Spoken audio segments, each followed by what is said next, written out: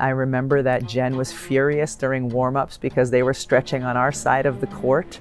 They were trying to intimidate us, and there wasn't going to be any intimidating Jamelle or Jen. So we came out to do our warm-up, and they were stretching around the center court circle.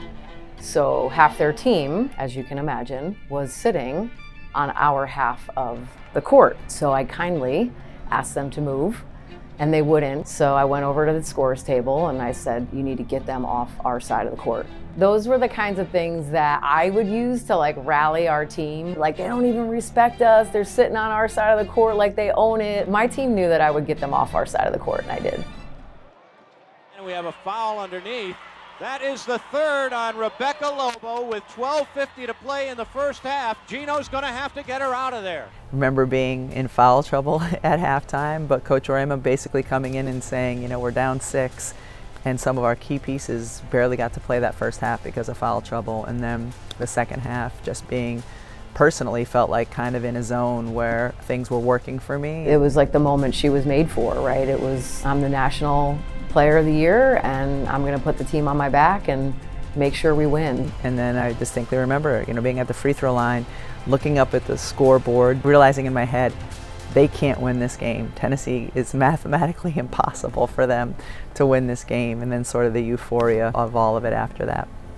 And Jen was spectacular, Jamelle was spectacular, Nikisha played point guard for the first time in her life, and we're national champions. And it was the craziest day of our lives. And I remember Rebecca running around, and the coaches, Tanya, Megan, Pattison, and myself, just hugging. And I wore my lucky green dress. It never let me down.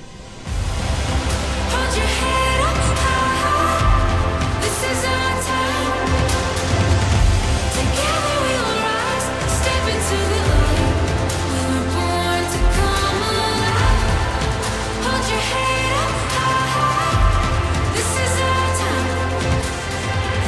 Rebecca took that program from, yeah, we made the Final Four, to a national powerhouse. Regardless of how well she played in that national championship game, how great she was as a leader and a person is what makes her a UConn legend.